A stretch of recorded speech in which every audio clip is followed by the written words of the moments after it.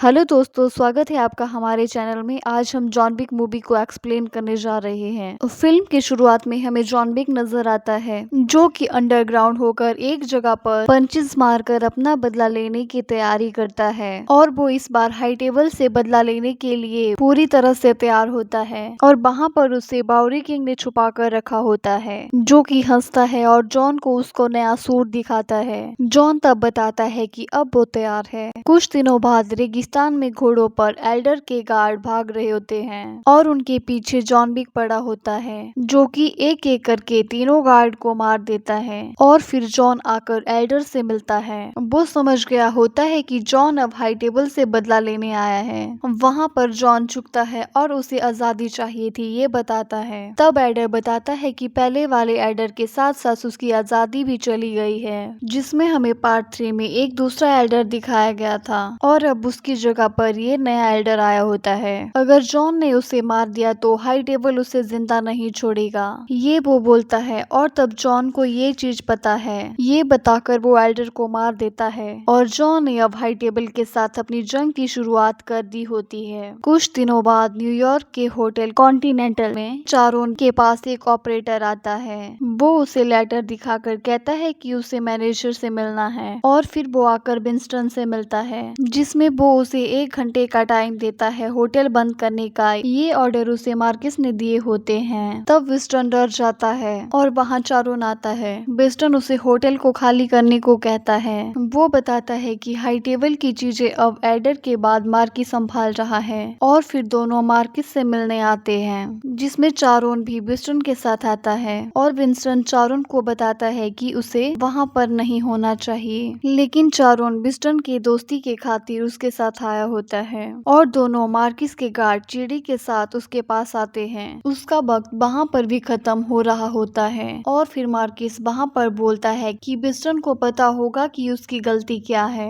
और तब विंस्टन एक और मौका मांगता है, जिसमें मार्किस बताता है कि उसने जॉन को नहीं मारा, तभी उसने उसका दूसरा मौका खो दिया था। और अब हाई टेबल को वो संभालता है, जिसमें वो किसी की भी गलती माफ नहीं कर सकता। और तब विंस्टन बताता है कि उसने जॉन को गोली मार दी थी। तब मार्किस बताता है कि जॉन से भी जिंदा है। मार्किस बताता है कि वो जॉन के लिए नहीं मिले हैं, बल्कि विंस्टन जॉन को मारने में नाकामयाब हुआ, इसकी वजह से उसे सजा मिलने वाली है। ये बोलकर वो होटल कॉन्टिनेंटल को देखता है और उन लोगों के वक्त खत्म होने पर पूरे होटल कॉन्टिनेंटल को बॉम्ब से उड़ा दिया जाता है। और फिर मार्किस विंस्टन को बताता है कि उससे उसकी होटल की जिम्मेदारियों से आजाद कर दिया जाता है। और वो विंस्टन की जगह चारोन को मार देता है। विंस्टन चारोन के लिए काफी दुखी होता है और मार्किस चिड़ी से बोलता है कि केन को बुलाओ। दूसरी तरफ हमें पेरिस में टावर के पास केन नाम का एक अंधा किलर नजर आता है और उसकी बेटी वहाँ पर गाना गाकर लोगों का मनोरंजन करती है। कुछ देर बाद वो आकर मार्किस से मिलता है और तब मार्किस उसे एक नया मिशन देने वाला होता है, पर केन बताता है कि वो रिटायर्ड हो चुका है। मार्किस उससे बोलता है कि वो हाई टेबल का एक काफी बेहतरीन किलर था और अगर उसने ये नहीं किया तो उसके करीबी खतरे में आ सकते हैं। वो उसे एक पेपर देता है और तब केन देखता है कि उसे जॉन विक को मारना है। वो काफी पुराने दोस्त थे, इसलिए मार्किस उसे बताता है कि अगर उसने ये नहीं किया तो उसकी बेटी को मार देंगे। तब केन इस चीज के लिए मान जाता है। मार्किस उससे पूछता है कि जॉन विक कहाँ पर हो सकता है। तब केन बताता है कि जॉन विक के ज्यादा दोस्त बचे नहीं हैं और जो भी बचे हैं वो उन सभी को जानता है।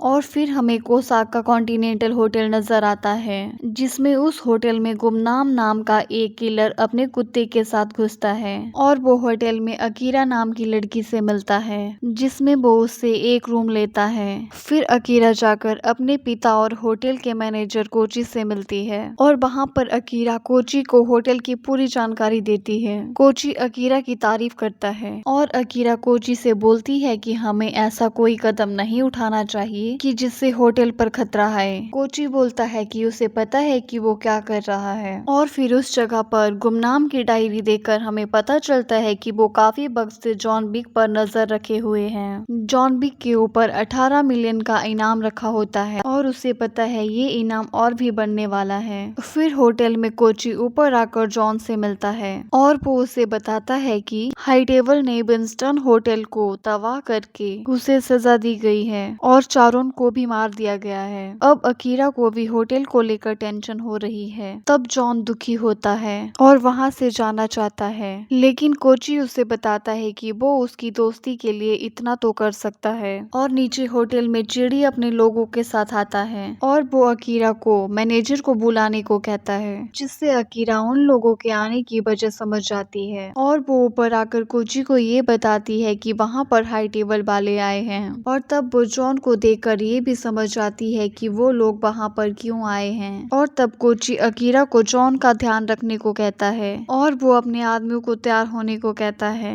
वो लोग अपने हथियार लेते हैं और कोची आकर चिड़ी से मिलता है। चिड़ी बताता है कि हाई टेबल का मानना है कि होटल में बर्खास्त किए एक आदमी जॉन विक को शरण दी है, इसलिए वो होटल को चेक करने आए हैं। कोची हाँ बोलता है, लेकिन वो उन्हें उनके हथियार वहीं रखने को कहता है क्योंकि ये उसका नियम होता है। चिड़ी बोलता है कि वो मार्किस के आदमी हैं, पर कोची फिर भी उन्हें हथियार देने को कहता है। फिर वहाँ पर केन आता है, वो कोची का दोस्त होता है। कोची समझ जाता है कि केन सबको यहाँ लाया है। केन बोलता है कि उसे हाई टेबल के खिलाफ नहीं जाना चाहिए। तभी कोची ने सारी लाइट बंद कर दी और कोची के लोग चिड़ी के आदमियों पर हमला कर देते हैं। उनके बीच फाइट होती है जिसमें चिड़ी भी काफी ज्यादा लोगों को मारता है और फिर कोची उसके सामने आता है। चिड़ी वहाँ पर कई सारे गुंडों को लाया होता है। तब कोची लड़ते लड़ते होटल में अंदर जाता है। ऊपर अकीरा जॉन को इस पूरे खून खराबे के लिए जिम्मेदार बताती है और वहाँ पर उन दोनों पर हमला होता है। और तब दोनों आगे बढ़ते हैं और सामने आने वाले सभी को चुन चुन कर मारते हैं और कोची के आदमी चिड़ी को आगे ही नहीं बढ़ने देते। तब चिड़ी देखता है कि केन वहाँ पर खाना खा रहा है और वो उसे मदद करने को कहता है। केन आगे बढ़ता है, वो अंधा होता है, फिर भी उन लोगों को काफी तेजी से मारता है और वो वहाँ पर कुछ डिवाइसेस लगाता है। कोची के आदमी के डिवाइसेस के पास जाते ही बेल बजती है। उससे केन उनकी पोजीशन पता करके उन्हें मार देता है। होटल में अकीरा भी गुंडों से लड़ रही होती है और जॉन उनकी मदद करता है, लेकिन अकीरा वहाँ घायल होती है और तब कोची भी वहाँ पहुँचता है। जॉन अकीरा की मदद करने लगता है, पर कोची उससे कहता है कि तुम यहाँ से भागो, ऊपर के रास्ते से निकल जाओ और जितने हो सके उतनों को मारना। जब वो ऊपर जाता है तो वहाँ पर काफी सारे गुंडों से वो लड़ता है और कई सारे गुंडों को मारने के बाद उसके सामने केन आता है और दोनों काफी वक्त के बाद मिले होते हैं। जॉन समझ जाता है कि केन के आने का कारण उसकी बेटी पर का खतरा होगा। जरूर हाई टेबल उसे उसकी बेटी को लेकर ब्लैकमेल कर रही है। फिर वो दोनों लड़ते हैं, जिससे जॉन को पता होता है कि केन आवाज सुनकर हमला करता है, इसलिए वो आवाज ही नहीं करता। उसके पास केन को मारने के कई मौके होते हैं, लेकिन वो उसे नहीं मारता और ये चीज केन को भी पता होती है। तब भी दोनों लड़ रहे होते हैं। इतने में वहाँ पर गुमनाम हमला करके केन को भगा देता है। दूसरी तरफ मार्किस जॉन पर 20 मिलियन का इनाम कर देता है।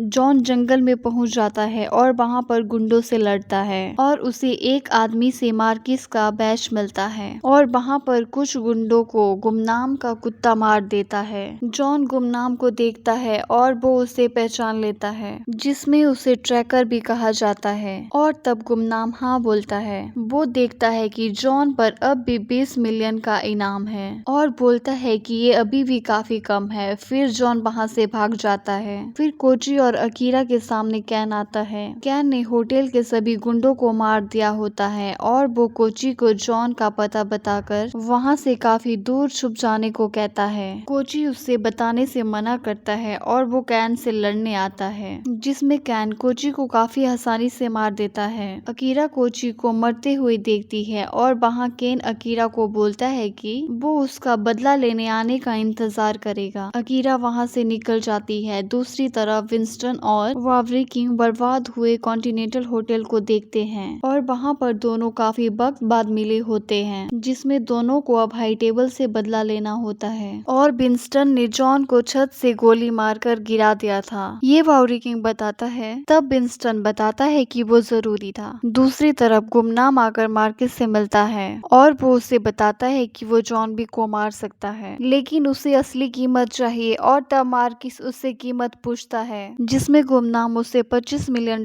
मांगता है और तब मार्किस हंसता है और वो गुमनाम के हाथ में चाकू मारकर उससे पूछता है कि मुझे तुम्हारा भरोसा कैसे मिलेगा। गुमनाम भरोसा देने के लिए अपने हाथ पर बहुत बड़ा घाव देता है और जॉन विक की मौत का सौदा कर देता है। और फिर जॉन विक न्यूयॉर्क में आकर विंस्टन से मिलता है और दोनों चारोन की मौत के लिए दुखी होते हैं। तब विंस्टन बताता है कि हाई टेबल को अब मार्किस ही चलाता है। जॉन उससे पूछता है कि वो मुझे कहाँ मिलेगा।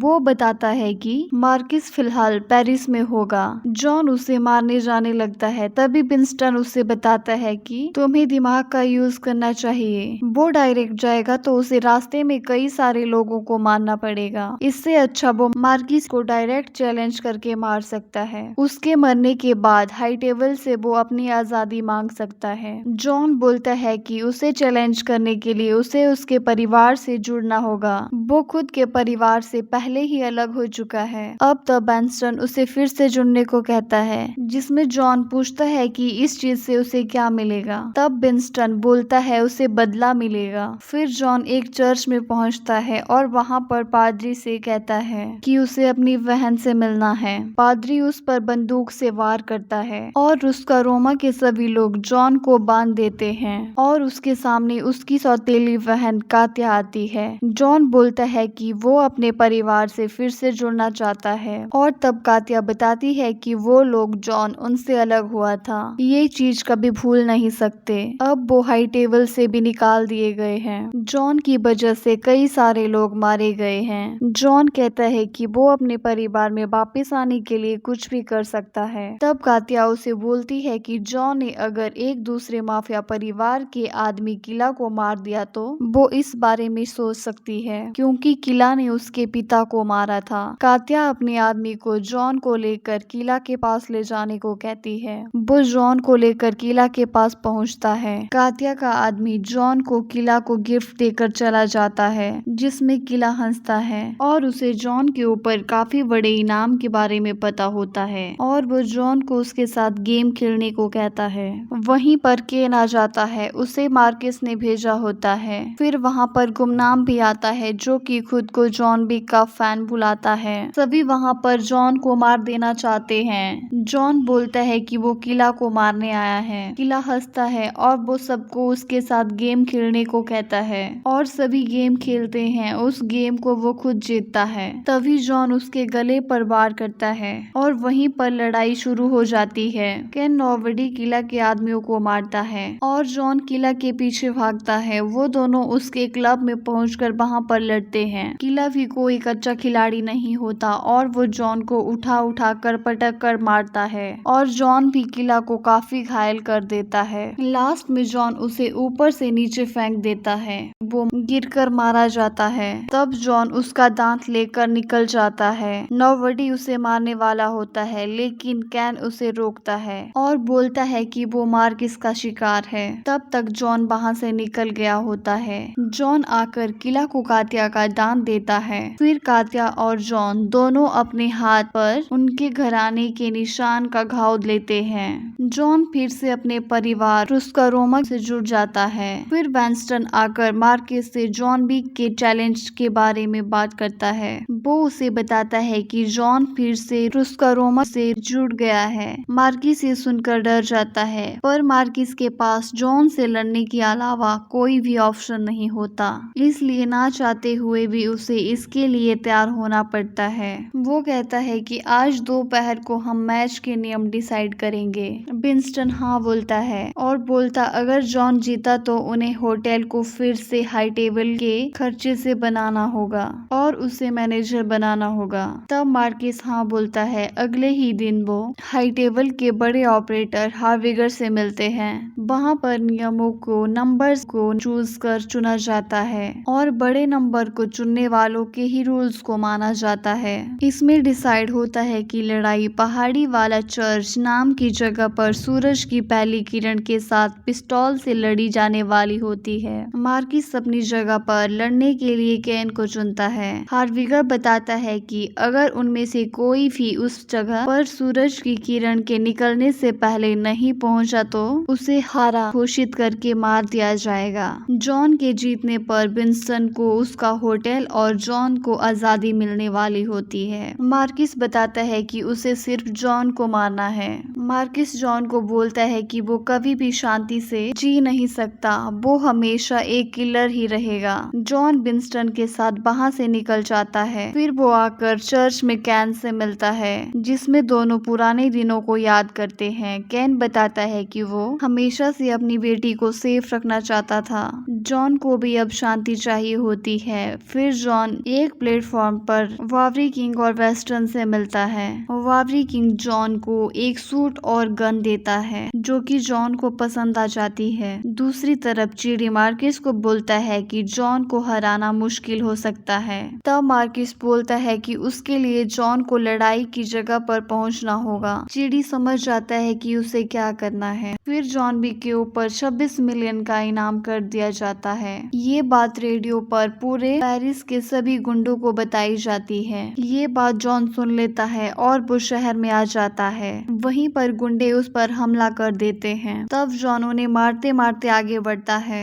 जॉन को कोई भी नहीं मार पाता, इसलिए गुमनाम मार्कस से $40 मिलियन मांगता है। मार्कस हाँ बोलता है और ये बात वो सभी लोगों के लिए ओपन कर देता है। गुमनाम आगे बढ़ता है। वो जॉन को मारने आने वाले सभी गुंडों को मारता है और जॉन की तरफ आता है। तब तक जॉन एक घर में कई सारे गुंडों को खत्म कर चुका होता है। उस जगह पर गुमनाम और जॉन लड़ते हैं, जिसमें वहाँ पर चिड़ी भी आ चुका होता है और गुमनाम का कुत्ता चिड़ी को रोकता है। तब चिड़ी उस कुत्ते को मारने वाला होता है कि जॉन चिड़ी को गोलियां मारकर कुत्ते को बचा लेता है। ये चीज गुमनाम भी देखता है। जॉन वहाँ से कूद कर भाग जाता है। उसके पास अब लड़ाई की जगह पहुँचने के लिए काफी कम वक्त बचा होता है, जिसमें वो उस पहाड़ी की सीढ़ियों पर पहुँच जाता है और ऊपर चढ़ने लगता है। वहाँ पर कई सारे गुंडे आते हैं। जॉन सबको मारते मारते ऊपर चढ़ रहा होता है। जॉन ऊपर पहुँचता है कि वहाँ उसे चिड़ी मिलता है, जो कि जॉन को लात मारकर नीचे गिरा देता है। फिर जॉन को नीचे कैन मिलता है। वो जॉन की मदद के लिए आया होता है। फिर दोनों आगे बढ़ते हैं और ऊपर गुंडों से लड़ने लगते हैं, जिसमें वो दोनों काफी तेजी से ऊपर चढ़ जाते हैं। वहाँ चिड़ी फिर से जॉन को मारने आता है। तब वहाँ पर गुमनाम चिड़ी को गोली मारकर रोकता है। कैन भी आकर चिड़ी को घायल कर देता है और गुमनाम का कुत्ता अपना बदला लेने के लिए चिड़ी को काट कर मार देता है। फिर जॉन और केन दोनों लड़ाई की जगह पर पहुंच जाते हैं, जहां पर हार्विगर और बाकी लोग भी थे। सूरज की पहली किरण पड़ते ही हार्विगर सबको जाम पिलाकर लड़ाई के अंजाम के लिए तैयार करता है। अब उन दोनों को पिस्टल हाथ में पकड़कर पोजीशन लेने को कहा गया। ये दोनों दूर जाकर खड़े हो गए। मार्कस और विंस्टन ने उन दोनों को गोलियां दी। पहला फायर हुआ, जिसमें दोनों थोड़े जख्मी हुए। दूसरे राउंड में उन दोनों को थोड़ा पास बुलाया गया और गोलियां चलाई गई, जिसमें केन इस बार ज्यादा घायल हुआ। और तीसरे राउंड में दोनों और करीब आए, जिसमें कैन ने जॉन को बहुत ज्यादा घायल कर दिया और जॉन की बंदूक भी गिर गई। ये देखकर मार्कस बोलता है कि अगले राउंड में वो जॉन को खुद अपने हाथों से मारेगा। कैन उससे पूछता है कि क्या उसकी बेटी अब आजाद है। मार्कस हाँ बोलता। फिर मार्कस बंदूक लेकर जॉन को मारने आता है, तो विंस्टन बोलता है कि घमंड में तुम ये नहीं देख पाई कि जॉन ने पिछली बार गोली नहीं चलाई थी। तभी जॉन मार्कस के माथे पर गोली मार देता है। ये देखकर गुमनाम भी हंसने लगता है। हार्विगर जॉन को इस मैच का विनर घोषित कर देता है। वो विंस्टन का होटल दोबारा से बनवाने का ऑर्डर देता है और जॉन को आजादी दे देता है। कैन की बेटी की भी जान बच गई होती है। कैन भी जॉन को थैंक्स बोलता है और वहाँ से चला जाता है। जॉन आगे बढ़ता है और घायल हालत में अपनी पत्नी को याद करके वहीं गिर जाता है। इसके बाद वावरी किंग और विंस्टन को जॉन की कब्र के पास देखते हैं। जॉन की कब्र को उस उसकी बीवी के कब्र के पास ही बनाया गया था। दूसरी तरफ अकीरा ठीक हो गई होती है और वो केन से अपने पिता की मौत का बदला लेने आई होती है और यहीं पर ये मूवी खत्म हो जाती है। अगर आपको हमारा एक्सप्लेनेशन पसंद आया हो तो वीडियो को लाइक, शेयर, कमेंट और हमारे चैनल को सब्सक्राइब करें।